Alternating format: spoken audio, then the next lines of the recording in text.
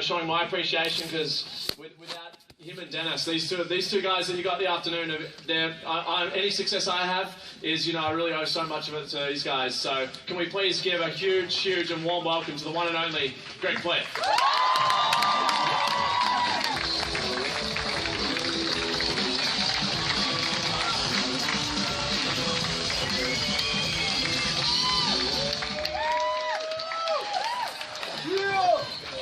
What's up? Gold Coast. I love that name, Gold Coast.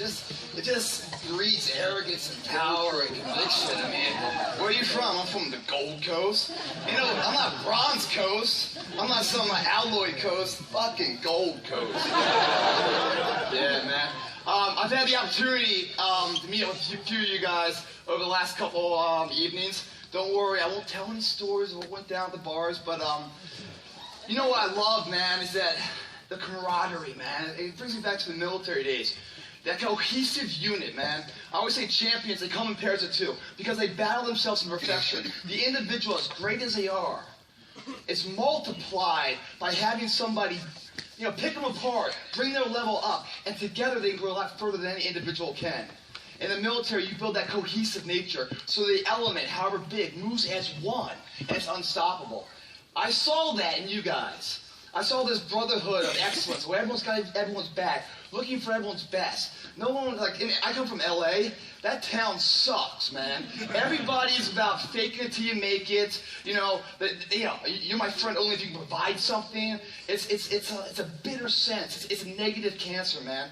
I'm going to go through a lot of things here, a lot of stories and stuff. Try to instill some stuff to you guys about me, about my struggle. And that's my life, man. My life is nothing but failure. And that's the only reason why I'm up here. I'll get emotional if I fucking cry sometimes, sorry. But I'm up here because I failed. I continue to fail. I love failure. The indomitable will, if you have a belief, you can do something. The only way you grow that, like in the gym, you grow your muscles by actually exercising them. You grow the love of you and your wife by caring for them and having their back.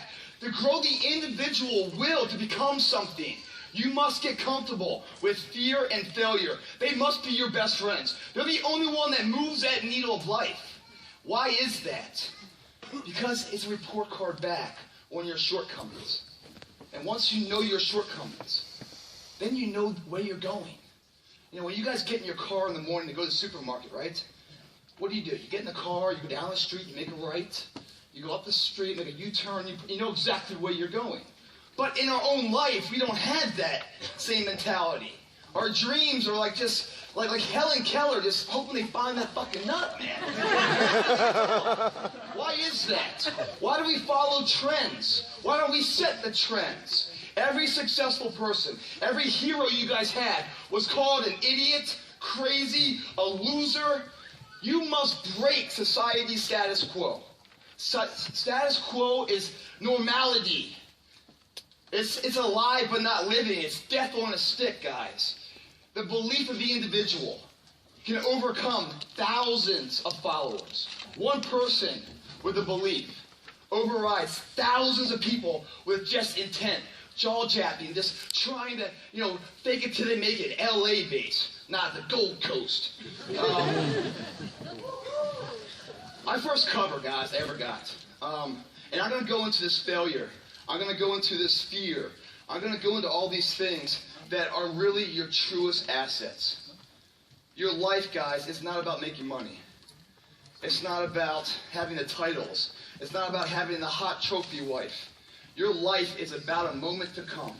It's inevitable. We cannot stop it from coming. Right now, we have the most valuable asset on earth on our side, time. But it's running out. And right now, you guys are sitting there. And to make that first step towards greatness is the hardest step. But there is one thing harder than that, my friends. It's later in life. As you look back on your life, the windows of opportunity has closed. Your ability is no longer present. And you think back that you could have been great. Right now, you had the ability to never have that debate inside your head. Because that's the debate you can never win.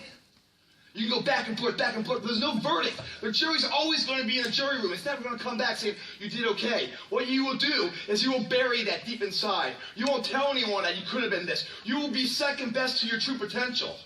And you'll live your life fine. But then one of your friends is going to succeed in some endeavor. And you're going to hate him for it. Because his success is a spotlight shining down on your missed opportunity. We all have the ability to do anything. There's people in here far superior than me. But there's no one in here that's going to work harder than me. Or maybe there is. And if so, I'd love to meet you because you're going to make me stronger and make you stronger. That works together. Without a belief, a driving force, then you are in that car, no idea where the supermarket is. The paths that you travel are not paths that are beaten. That's already been done. Society status quo. If not tested, the world's still flat, isn't it? If not tested, then the Industrial Revolution never existed. If failure wasn't one man's strength, over 1,000 times it failed, then these lights never would have lit for Thomas Edison. There is so much power in failure because you learn so much from it. And the difference between a champion and someone who's forgotten is that a champion shows up. That's the only thing. Every day shows up. Gives himself a chance to make a difference. Not sitting back, not making that step, going for it. My first cover I ever got, I got 250-some covers, which I got a new cover this morning. Everyone thinks, oh, Greg, you just get covers thrown at you, No, I had to crawl my way to get to the first cover. I had to lie. I had to break all the rules. And how did I do it? Because I wanted it bad enough. So breaking the rules worked for me. Because these rules are someone else's rules, not the book I wrote. I'm not living that book. Iron Man magazine, I wanted to get that cover. And when I found out, I did some studying, you know? It's not about this body. You got to have a business side. So this body you build in the gym is just the product. So now let's sell the product. Now the fun begins. The business entrepreneurship. How to market this product to somebody to buy it, right? Whether you're selling a supplement or a car or text or yourself, it's an IPO you're trying to build the value of in a very competitive market. You think someone's going to come to you and give you a highlighted version, script on how to live your life? And if that was the case, would you even go that way? How boring is that? It's the unknown about to be that gets me up in the morning. My first cover, Iron Man, shot in LA, headquarters in New York. I saw separation there. I saw a way I could come between the rock and blow it up kind of thing. So I wrote a kick-ass article. I found a buddy of mine who was a writer and stuff, and I submitted this article as him. I found it, you know, basically pretended I was him. Submitted it to the New York office. Then I called the New York office as this guy saying, hey, what do you think of this thing? It's a great story, and I got this model, be good, all good. Yeah, okay, we'll run this, we'll try to find somebody. I don't know about this guy or this guy, but I love the article, I love this thing, sure. We'll go with it. Cool, that's all I need to hear. And so I call LA, and I talk to the head guy there, and I go, hey man, I'm whatchamacallit's new assistant. He's like, I haven't heard from you. I just got in town. He's like, all right. Hey, we got this model, Greg Plitt. I don't know who the hell he is, man, but we got this real compelling story of his life and stuff, and he's overcome this in the military and whatnot. So anyway, we need to set up a cover shoot and thing to go with this article. Probably about a 12, 15-page spread. So when can you set that up for us? All right, well, I'll get back to you real fast. Okay, cool. I call back 2 days later. Hey, I need that right now. Greg just called me. We need it. I mean, he's short on time. Hey, I'll tell you what. The date's got to be this Friday. He's like, all right, well, bring him in. I don't know. Bring him in. So it's all set up. So Mike Nebu, the photographer, I'll never forget it. I show up. And he grabs his lens, and he's like, can I be honest, man? I don't even know who the hell you are. And I go, well, you know, I'm Greg Plitt. You'll know who I am soon enough. And he's like, all right, man, well, let's try some shots. So, whatever. What happened there is I opened the door, the impossible door. That's all that happened. Now, if I wasn't the guy I believed I was, that was it. One shot, thanks, I'm out. But I believed in myself. I didn't just show up thinking it was guaranteed. I showed up and won it on the day. I came in the best shape of my life. I came in there, he goes, let me shoot some stuff, took my shirt off, got ready. He goes, holy shit, man. Most cover shoots are about an hour. We were there until 9 o'clock at night shooting workouts and everything else. Since that day, we're with Iron Man, we're best friends, landing like 15 more covers. It's about creating your own path, guys. My first movie I ever did, The Good Shepherd, with Robert De Niro, Matt Damon, Angelina Jolie. I didn't have an agent, man. I got wind that there's an audition, and in the audition they're looking for soldiers. Well, I just came out of the Army Rangers. You know, I can play that part. I'm not that fucked up. I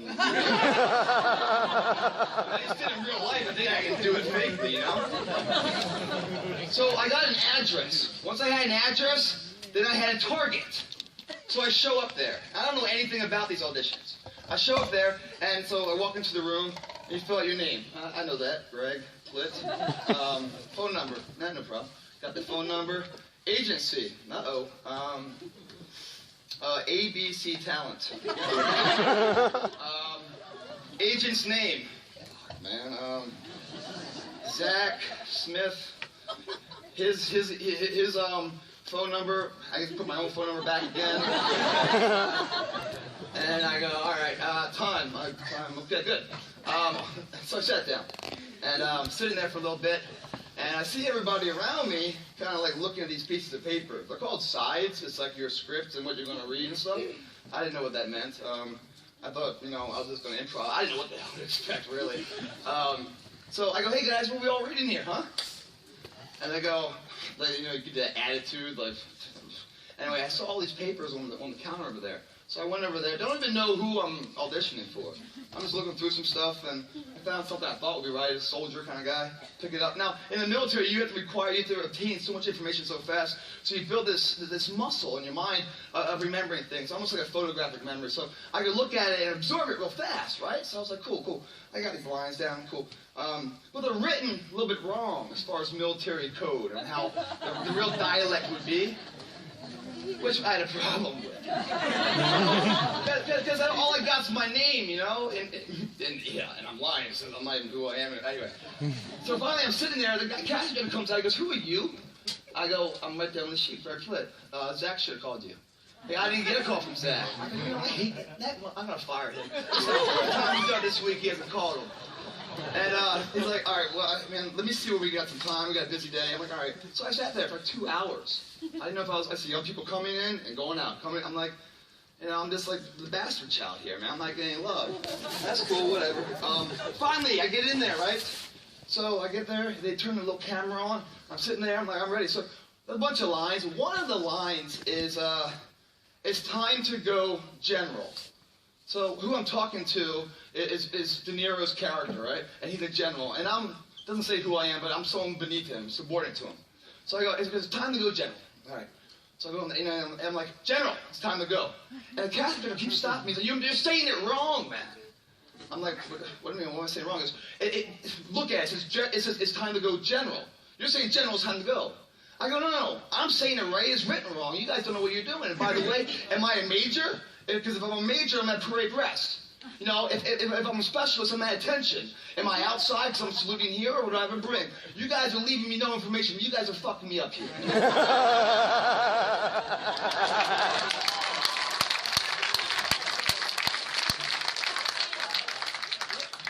These casting directors, for one, I mean, if any of you guys are casting directors, I'm sorry, but, you know, I'm going to tell you the truth, are failed actors. That's why they're casting directors. He don't like to hear nothing. This is his little, like, you know, he's got the big dick in the room this time, you know. He's the casting director, and I'm coming in there and challenging him. He doesn't like his argument, you know, on camera, which is still being recorded. And I continue to hold my ground, and then he tells me to get the hell out. And I go, yeah, I'm like, I gave him the burr. I mean, I just walked there, whatever. Win some, lose some. Well, the director of that movie was Robert De Niro. And so he looked at all the tapes. He saw this and saw the character, saw the truth, saw the fight, saw the validity there. I get a call on my phone, like, you know, a day or so later. And so I'm like, hello, is Zach there? Ain't no fucking Zach here.